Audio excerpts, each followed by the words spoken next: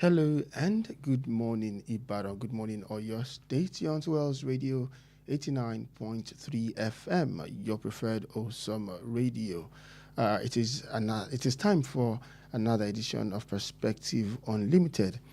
This fantastic Monday morning, the 27th day of July 2026. My name is Kunle Olowu, and as usual, I have the usual suspect in the studio with me, in person of Mr.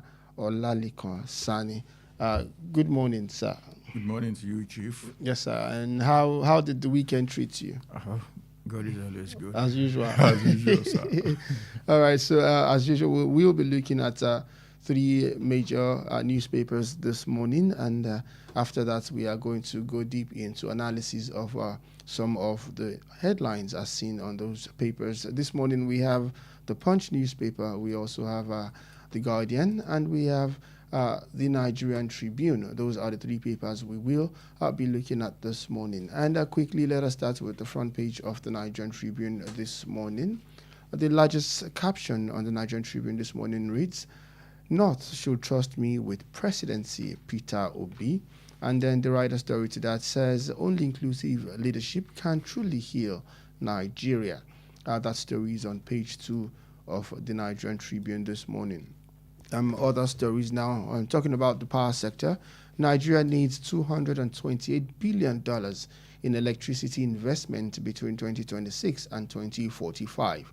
That is according to the presidency, and that story is on page 5. Moving on to page 6 now. Nigeria well positioned for inclusive growth if reforms continue. That is credited to the IMF, that's the International Monetary Fund. And on page 25, Kano, Lagos, Edo tops as INEC concludes final phase of continuous voters registration. Like I said, that story is on page 25. And if you go to page 23 of the same newspaper that we are looking at this morning, Tinubu may meet more Oyo APC stakeholders as power tussle intensifies in Kwara, Benue.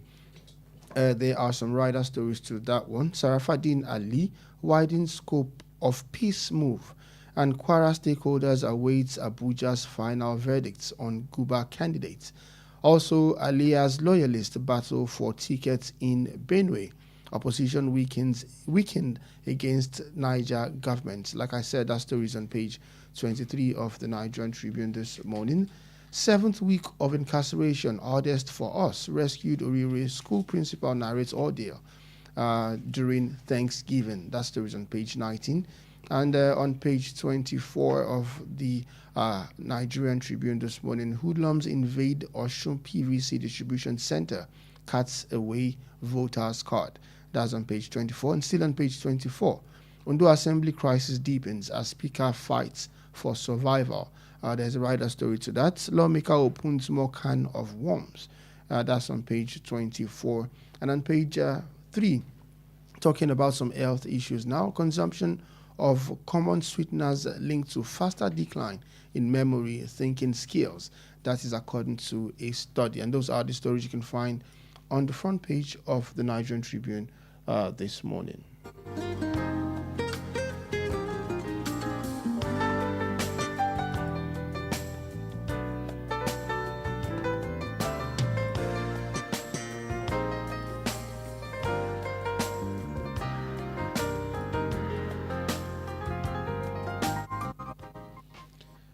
Now moving on to the front page of the Guardian newspaper this morning. The largest caption on the Guardian this morning: how weak budgeting culture aids graft, poverty, ghost allocations.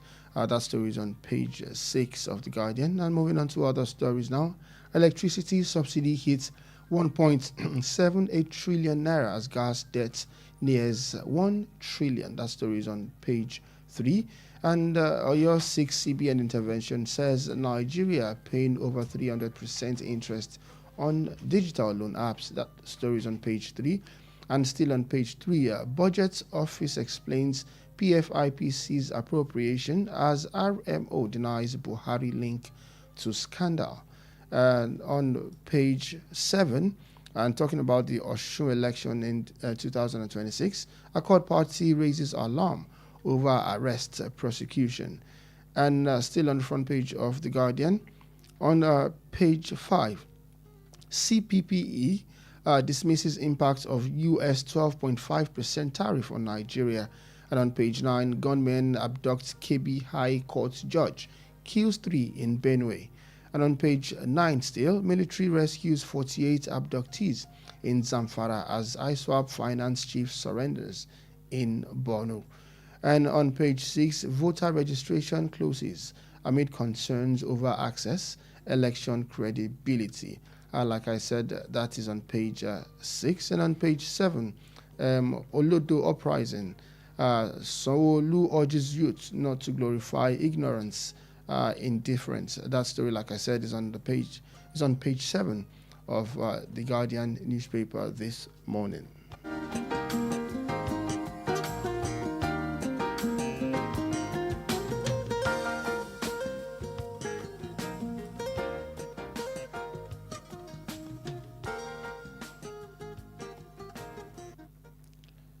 Finally, on the front page of the Punch newspaper, the largest caption, FG budgets 1 trillion for empowerment, SUVs amid rising borrowing pressure. That story is on page 2. And there are 3 rider stories to that. Allocation exceeds combined budget for 7 key federal ministries. Only 70% of 2,579 empowerment projects have identified locations. Then the last rider story, economists question spending priorities, demand accountability. Those stories you can find on page 2 of the Punch newspaper this morning. Opposition splits over single candidates to challenge Tinubu. That story is on page 32 of the Punch newspaper this morning.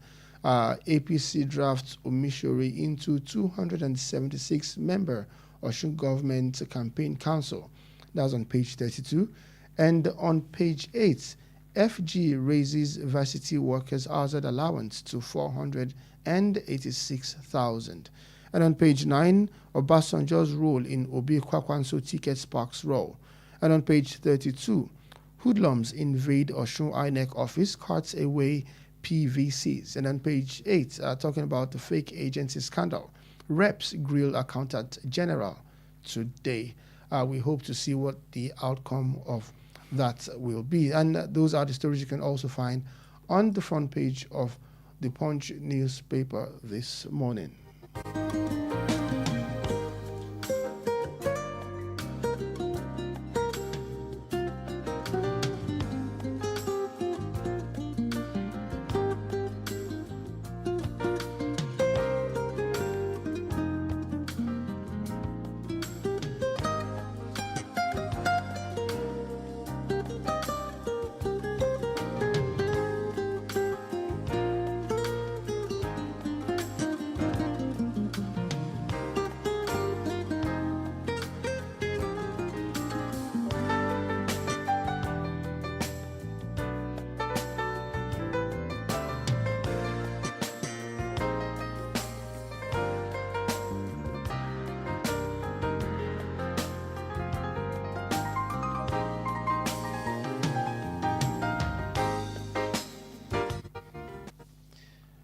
All right, so delving into the one of the headlines as seen on the front page of the papers this morning. This especially as seen on the front page of the Punch newspaper.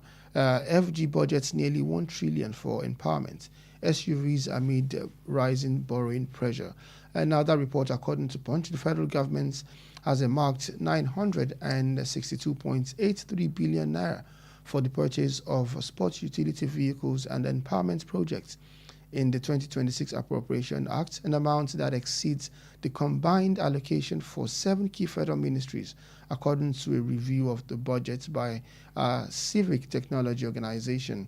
In its analysis of the 2026 federal government budget, Tracker, that's the name of the technology organization, they said the allocation comprised 15.13 billion naira for the procurement of 39 SUVs and 947.70 billion naira for 2,579 empowerment projects, bringing the total to 962.83 billion.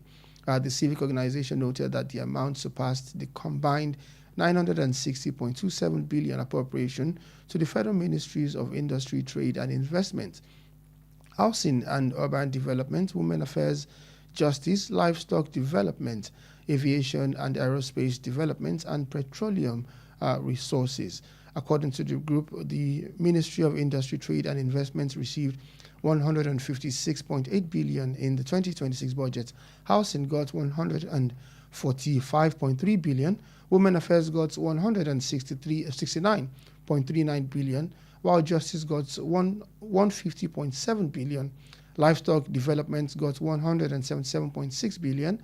Aviation and Aerospace Development got 87.3 billion, while Petroleum Resources was allocated 73.1 billion naira. Now that's the story as seen on the SUV, and thinking about it, that the money earmarked for just buying SUVs and for some certain projects is actually surpassing that of key ministries and departments.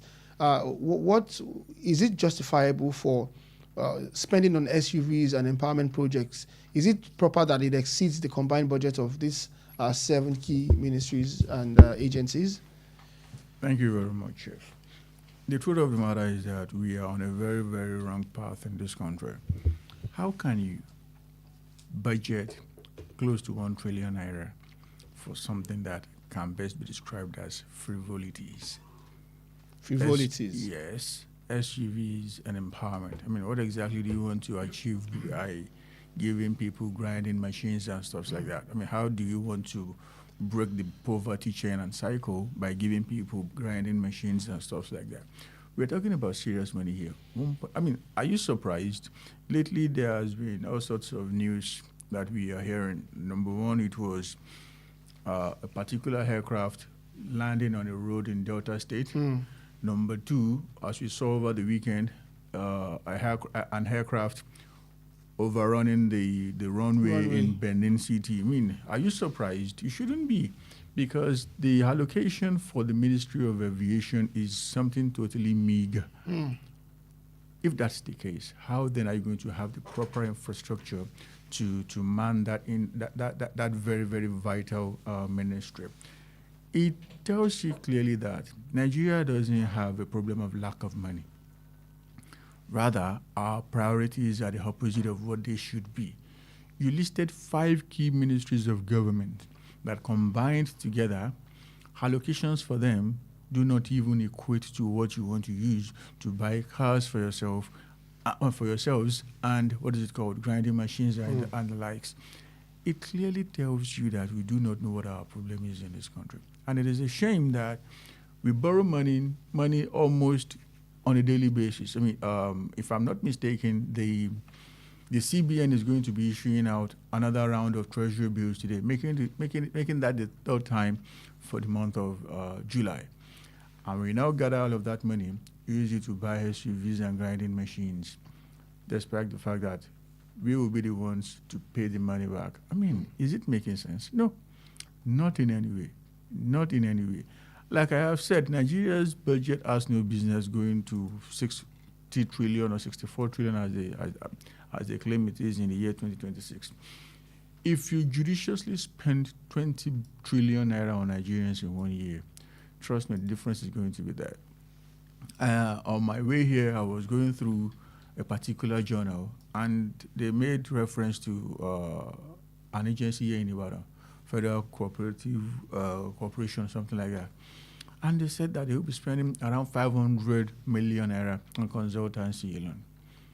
I read a particular part of the piece which said that over 100 million naira will be paid as consultancy on the supply of furniture and computer and stuff like that. If you are paying over 100 million as consultancy to supply furniture and computers, what exactly is the financial significance of the computer and furniture? I mean, then you're talking about trillions. It clearly tells you that the mindset is not to bring about a positive change. It is about getting busy so that you can steal money from the purse of the government. Our budget needs to be thoroughly cleaned. Like I have told you, this kind of stuff, almost 1 trillion, has no place whatsoever, should have no place in the budget.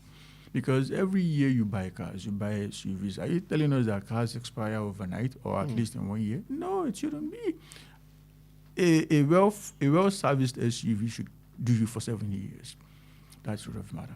But in our country, we buy SUVs every year. We buy computers every year. We buy furniture. It's no longer about the price of the furniture and computer and cars right now.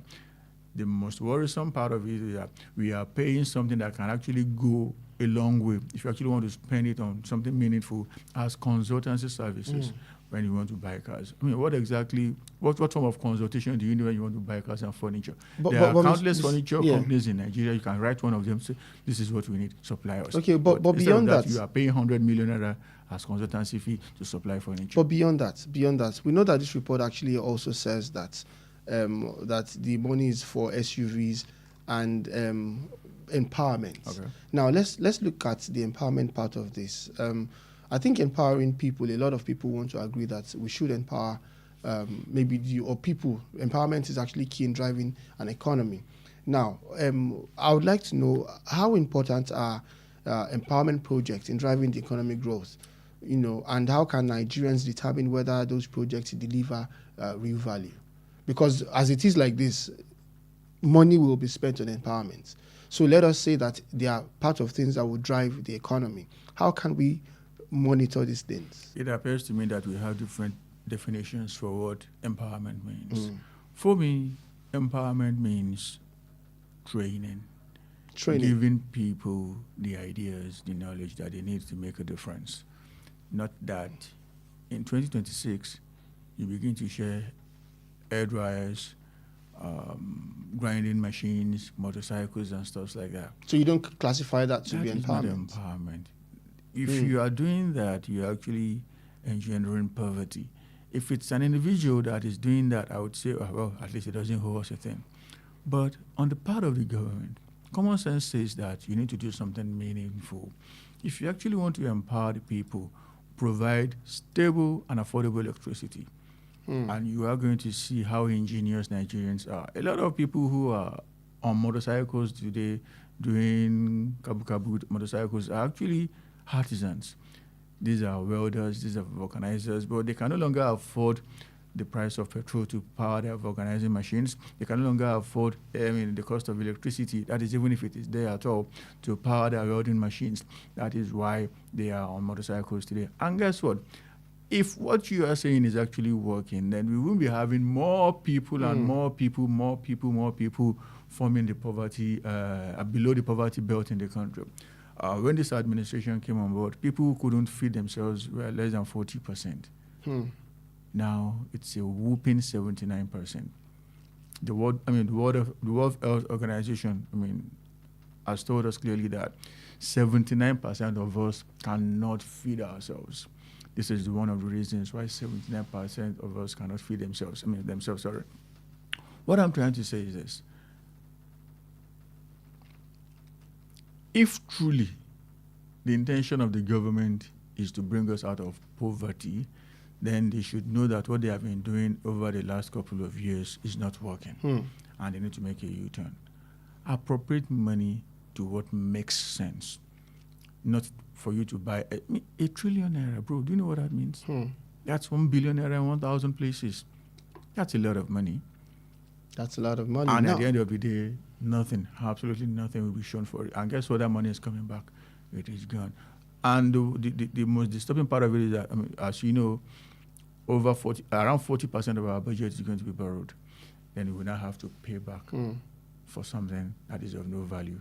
That's stupidity. Talking about borrowing, there is a report here on the Nigerian Tribune where the former Vice President Atiku Abubakar criticized the Tinubu administration over what he described as unprecedented domestic borrowing, despite a significant windfall from high international crude oil price. And I read from the Tribune in a statement issued on Sunday by his senior special assistant on public communication, that's Frank Shuaib. Atiku described the government's economic management as contradictory the presidential candidate of the African Democratic Congress, that's the ADC, noted that the federal government has already raised about 5 trillion naira from the domestic bond markets in the first half of 2026. That's almost 80% of the total amount borrowed during the same period in 2025. Now, he pointed out that while the 2026 Appropriation Act benchmark crude oil at $64.84 per barrel, Brent crude has now averaged above 92 naira per barrel between March and July 14. Now, this is what Atiku has come out with again. You know he has been very vocal about the present administration, and we also know that the present administration too is trying as much to clear people about their economic policies and acts. Sometime last week, the Minister for Finance, yes, he still came out to try to defend the borrowing figures, saying that there might be discrepancies because of let me pick it exchange from there, rates. Yes. The what's it called? The Minister of Finance was only being disingenuous by saying what he said last week. He said this administration has not borrowed 80 trillion. I believe that they have borrowed more than 80 trillion. If truly you were saying something factual, okay, we haven't borrowed 80 trillion.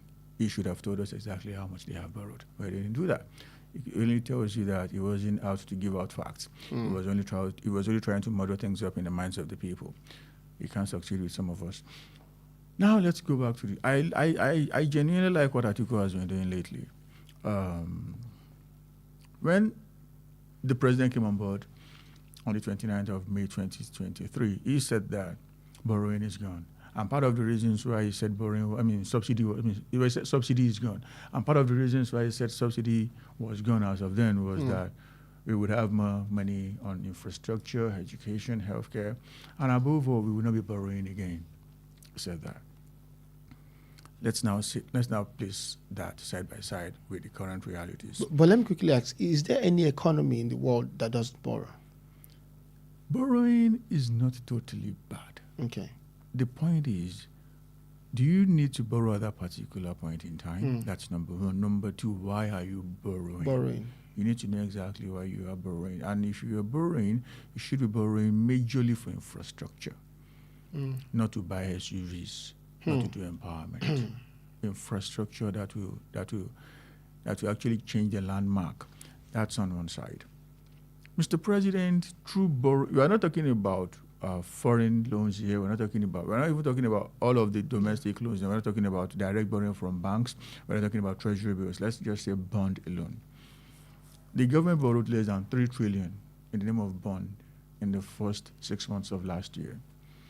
Last year, there was no crisis anywhere in the world. The price of crude was stable and stuff like that. This year, as you all know, there is crisis in the Middle East. And the price of crude has gone up astronomically. The government budgeted $64.85 per barrel. Yes, that is the expectation. That is what they intend to earn on every barrel of crude sold in 2026. Guess what? Between February 28, let's say March 1, and now, the average price of crude is $92 per barrel. Pardon me, please. $92 per barrel. If that is the case, what we should be talking about is how to pay our existing debt, because now you have more money than you ever thought. You were expecting $64.85 per barrel. Now the government is getting an average of about $30 extra. That's significant. And Nigeria produces an average of 1.5 million barrels per day. So multiply that money, that almost $30 a barrel, by 1.5 million every day. That is what you have in dollars. As excess. God bless you. Apart from the money you actually had it in mind that you had budgeted. You are having an extra of almost over $40 million per day. That's around 50-60 billion naira per day. You shouldn't be borrowing at all. Like you asked a beautiful question earlier, that can the government survive without borrowing? at this particular point in time, Nigeria has no business borrowing. Rather, Nigeria has business with paying existing debts. But guess what? In the year where your income has totally gone through the roof compared with what you expected, you are even borrowing 80% more than when you borrowed, when you didn't, when there was no, when you didn't have that excess, when you didn't have that windfall.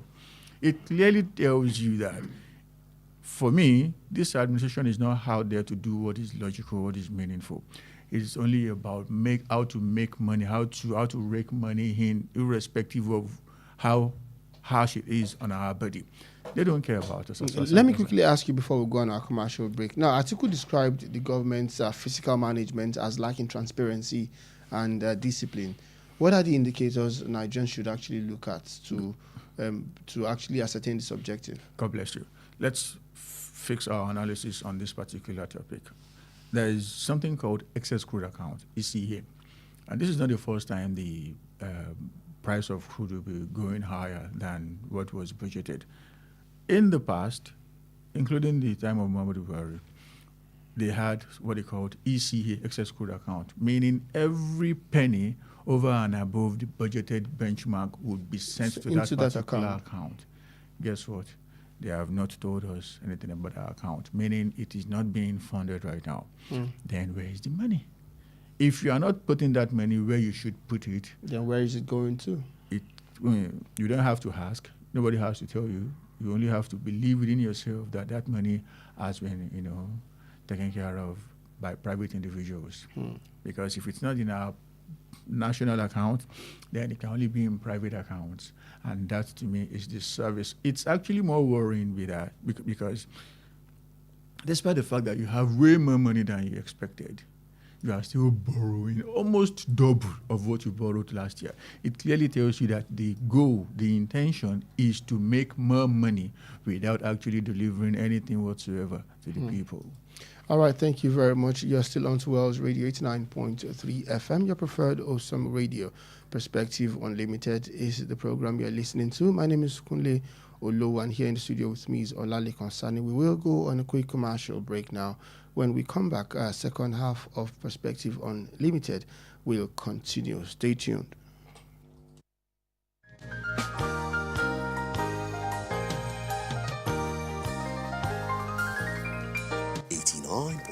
FM, your preferred wholesome radio. Welcome to Junior's International School, Ibadan, where academic excellence thrives in an atmosphere of love, care, and safety. With a team of experienced and dedicated educators who inspire young minds in a stimulating environment that nurtures learning, creativity, character, and confidence. Our rich and dynamic curriculum prepares pupils for outstanding success in both local and international examinations, opening doors to limitless opportunities and a bright future anywhere in the world. At Junior's International School, we go beyond academics. We identify and nurture every child's unique potential, raising globally minded leaders guided by strong moral values and godly principles. Join us in shaping tomorrow's leaders today. Admission test into pre-nursery to year 5 holds on Tuesday, 4th August 2026. Venue, Junior's International School, Alafin Avenue, Oloyede Estate, Ibadan. Time 9 a.m. Admission forms are available online at www.juniorsinternationalschool.com/admissions or at the school premises. Juniors International School, Center of Excellence.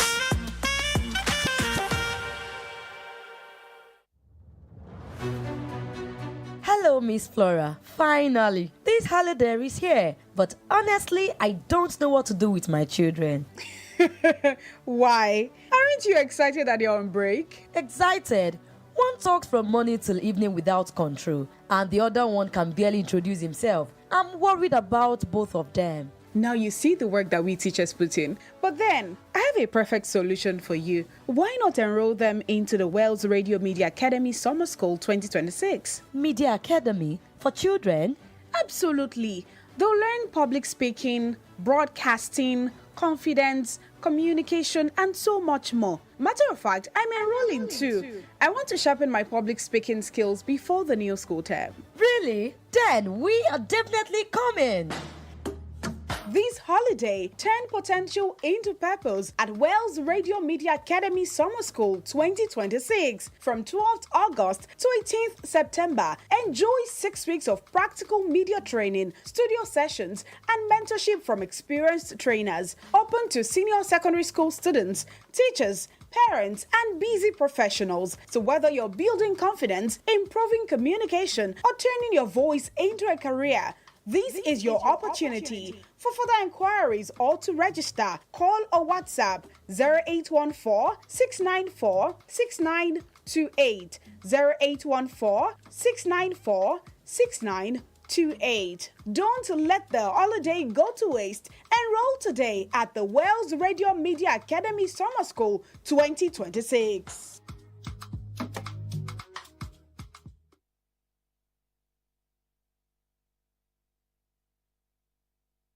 How long will it take you to confirm payment?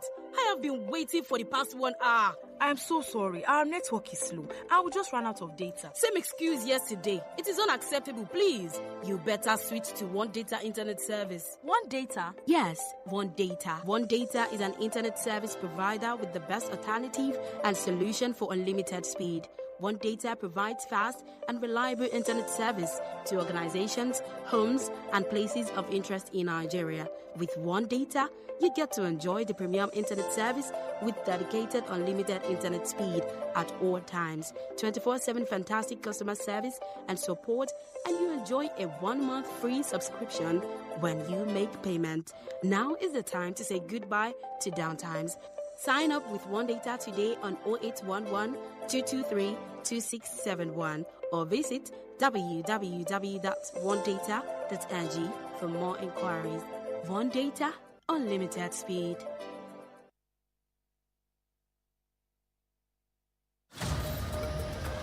Are you hungry for something delicious? Food that feels like home but tastes like pure luxury? Then welcome to Honeydew Restaurant, where every meal is made to make you smile. From our smoky jollof to rich ofada sauce to a variety of delicious soups like egusi, eforiro, and more, paired with your favorite proteins and hot, freshly made swallows, all made for you to enjoy. We also handle bulk orders in liters, fresh and ready whenever you need it. We deliver it to your doorstep. At Honeydew, it's not just the food, it's the feel. With our beautiful ambience, perfect for your romantic dates, family outings, or your quiet, relaxing evening escape. Join us every last Friday of the month at 7 p.m. for karaoke night with Jayola and enjoy music, games, food, drinks, and free mocktails and cocktails as you sing your hearts out. Visit us at Plot 42, Block 8, Alaafin Avenue, beside Wells Radio, Oloyede Estate, Ibadan. For your doorstep delivery or inquiries, call or WhatsApp 0814-691-6635, 0814-691-6635. Honeydew Restaurant, where every meal is made to make you smile.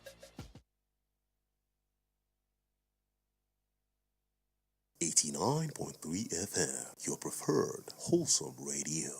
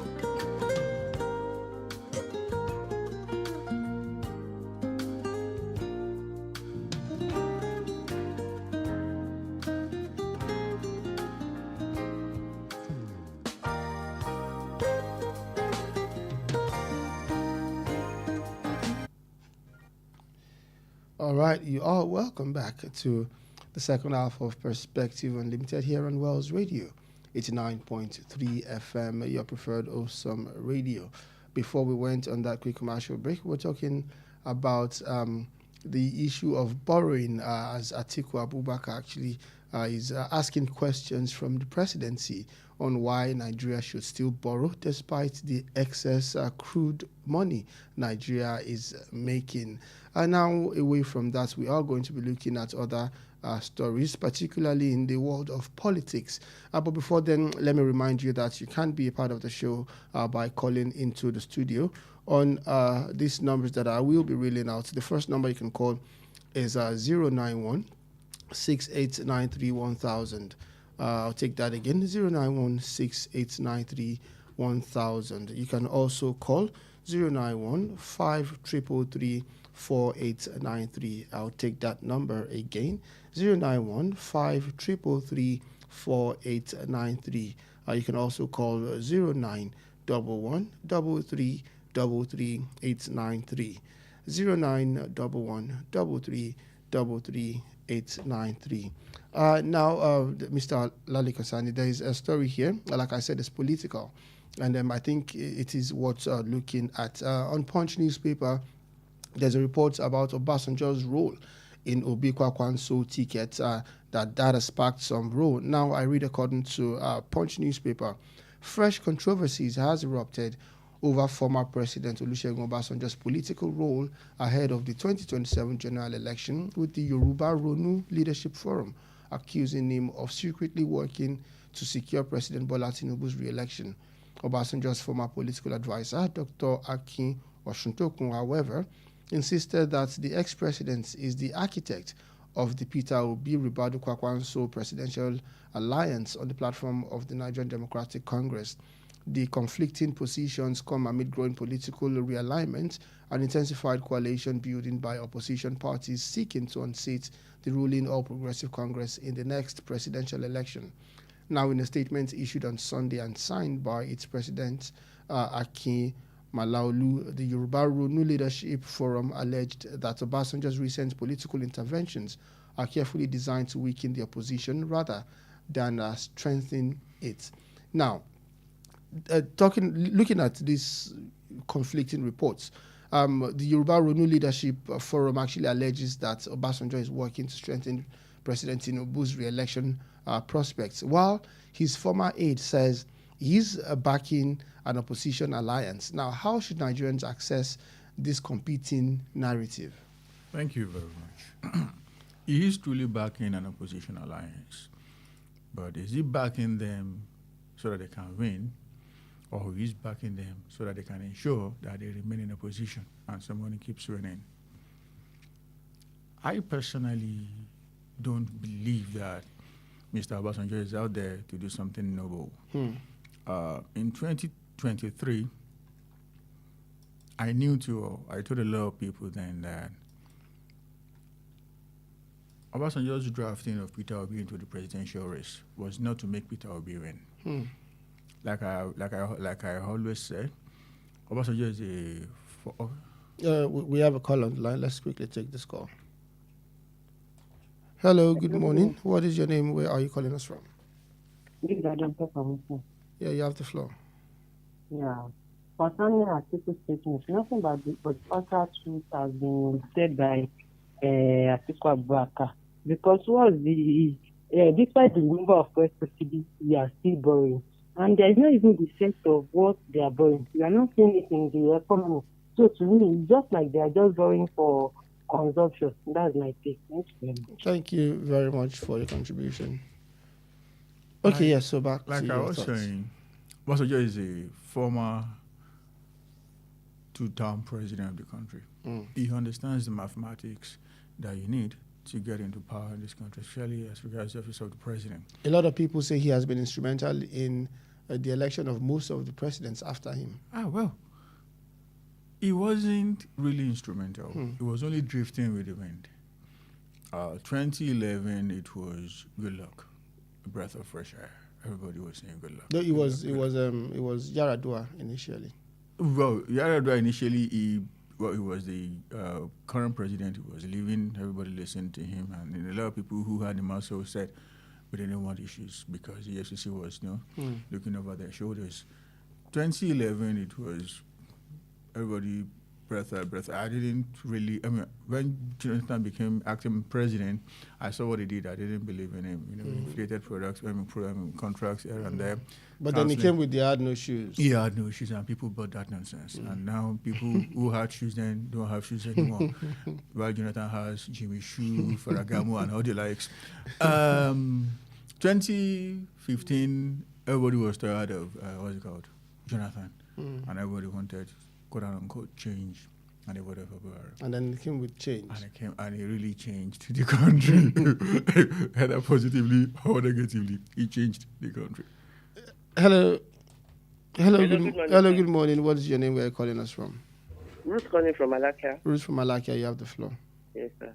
As regards the Babatiku statement, it's just so disappointing that many of those elected to serve the people appear more focused on personal gain than public service. Because they just keep borrowing, and we ordinary citizens see little or no impact. So what's not the essence of the borrowing? So it's so obvious it's just for consumption, and all this borrowing of a thing just keep disappearing into the system. Next thing we start hearing now that snakes swallow the money, so this is really bad. So I just hope they can pass the law to cut the cost of governance. But I wonder who will pass the law, because it's so obvious they are just after their selfish interest. So far they are gaining from it, which I'll keep calling on Nigeria. That come 2027, we should vote twice. We can't continue like this. We should vote for a visionary leader. I hope we do the needful. Good morning. Thank you very much for your contribution. Yes, back to your thoughts. I was saying, Obasanjo knew too well that there was no way Peter Obi could win, and yet he supported him. Was it because he wanted to make him president, or because he wanted to ensure that someone was... If Peter Obi had not gone into the race, I believe that he could have won, whether Peter Obi as running mate or not. I believe too that he could have won. Obasanjo brought out Peter Obi to ensure that was not going to happen. And it looks like he wants to do the same thing. What I am not totally sure of is if Peter Obi is actually on board. And there are some indicators showing that Peter Obi himself is well aware of what's happening, while some little indicators are saying that maybe he's just being naive. But what I can tell too well is that Obasanjo is up to no good. He doesn't want Peter Obi to be president. He only wants to use him to stop someone else from becoming president. To break votes. Let's quickly take this call. Hello, good morning. What is your name? Where are you calling us from? Hello, good morning. I Chief Kunle Olowu. Good morning, sir. Thank you. This is Benga Mario calling from Apata. Mr. Benga Mario, you're welcome. Yeah, thank you. I seem to wonder why this present administration keeps on going on borrowing spree every day and night. Imagine they are borrowing just to buy SUV. They are borrowing just to do what they give away to people, whatever. I don't know. And I find that to be a camel. A camel is known for carrying loads. And when you put a lot of loads, too much of load on the camel breaks down. And if the camel breaks down, it might die in the process. If you go on, if you kept on borrowing to sustain or to live a frivolous lifestyle, the country will be greatly affected. And the economy of the country will go down the drain if care is not taken. I want Nigerians to stand against or speak out on the issue of this continuous borrowing. Why will we be borrowing? You are not borrowing to develop the country. You are not borrowing to ensure that you have good infrastructures. You are not borrowing to embody the economy, but instead we are borrowing to buy SUVs. For who? And look at what Serap did, which I give them a kudos. Serap is suing NNPCL. Serap is a body that knows what they are doing. They are suing NNPCL for the misappropriation of 211 trillion. I don't know if it is naira or dollar. That's been mismanaged. Now, I want to say this. What Serap has done is a good move. But who owns the court? Who owns the judiciary system? Recall that some few months ago, it is the same president that mentioned that are buying SUVs and building houses for judges. At the end of the day, do you think the judges will be fool to give a judgment that will not be biased? Of course, no.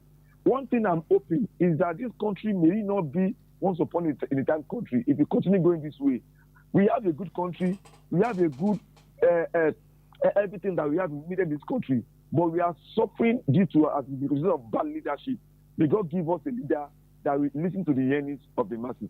Thank you and have a nice day. Amen. Thank you very much for your contribution, Mr. Gbenga Mario. Okay, so back to your thought, because we are running out of time. I'm saying, Obasanjo is up to no good as far as I'm concerned. But I want to quickly ask, how influential is Obasanjo? As far as I'm concerned, he's of zero influence. Zero influence. You think so? As far as I am concerned, in my own head, in my own mind, he's of zero, in fact, negative influence.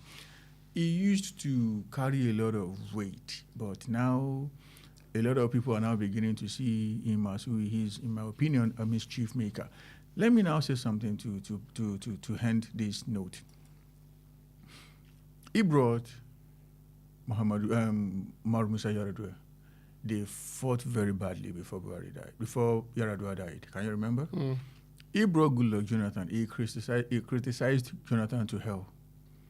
The same thing for Buhari. He actually called Buhari a failure. And despite the fact that, save Yar'Adua, the two other guys didn't really do very, very well. But you can't compare what Nigeria was, how Nigeria was then, with what Nigeria is and where Nigeria is right now. Have you heard Olusegun Obasanjo criticize Tinubu very sharply? Has that happened? That has not happened.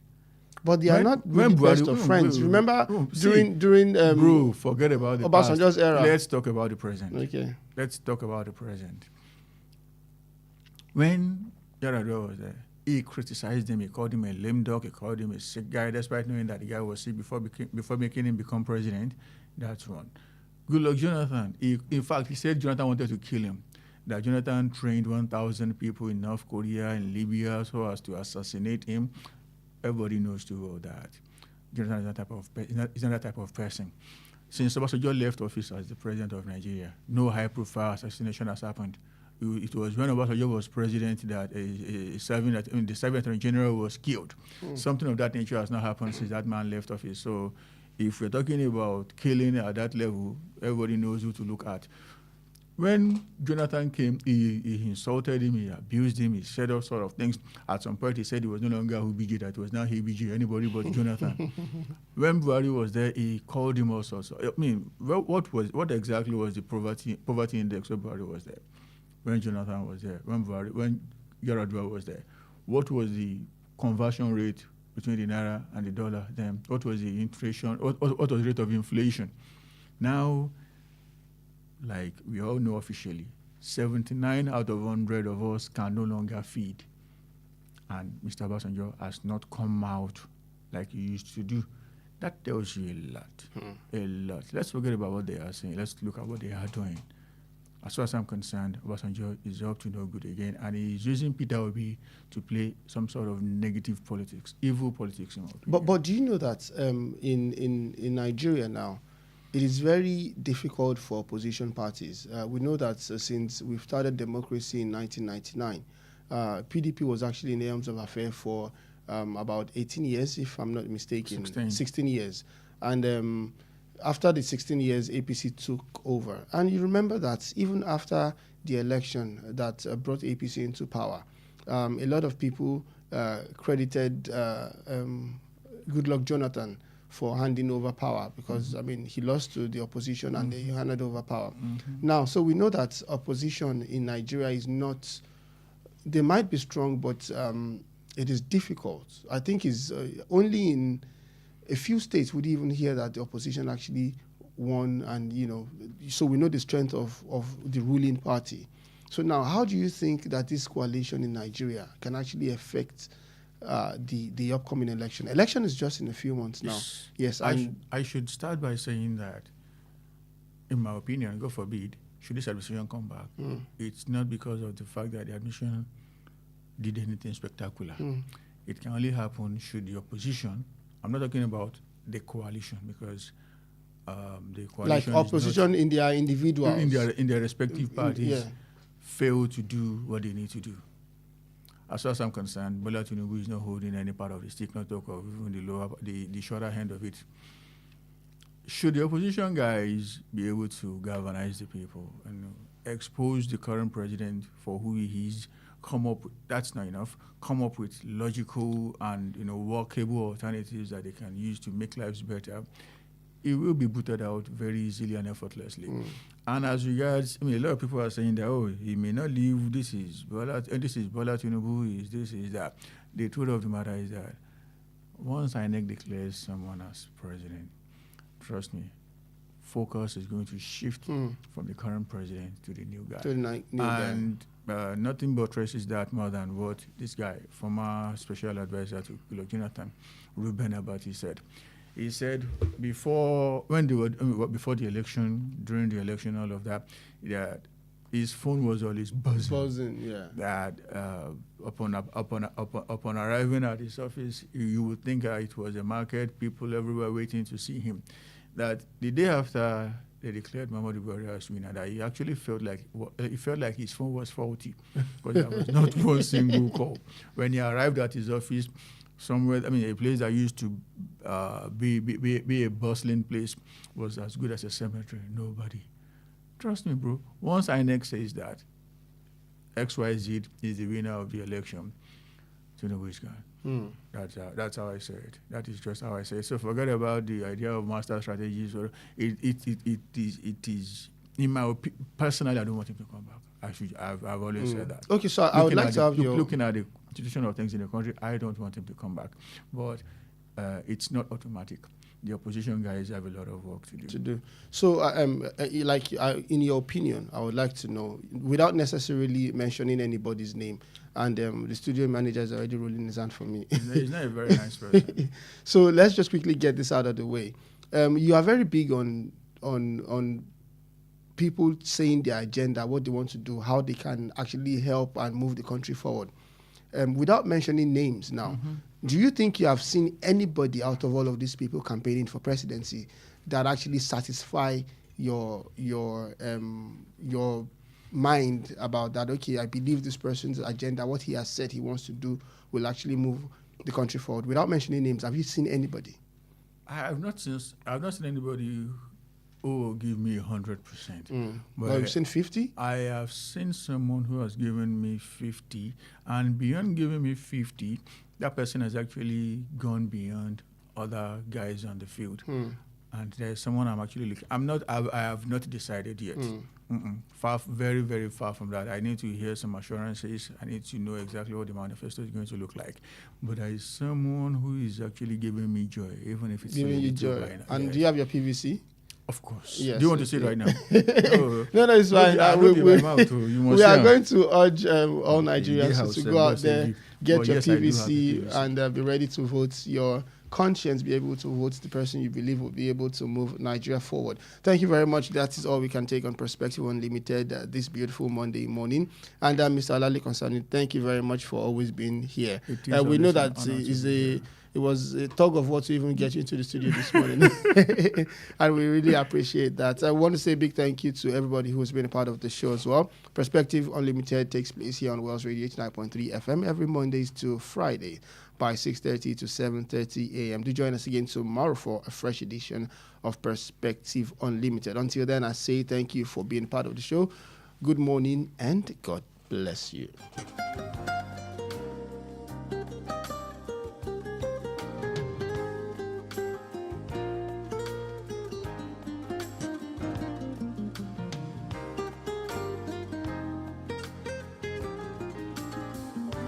Listen to this important information. The views expressed by the interviewee in this program are their own and do not necessarily reflect the views or opinions of Wells Radio 89.3 FM or its affiliated entities. Wells Radio 89.3 FM is committed to providing a platform for diverse perspectives and opinions, and the views expressed by guests on our programs are their personal viewpoints. Wells Radio 89.3 FM does not endorse or take responsibility for the content or opinions expressed by individual interviewees and callers. Thank you.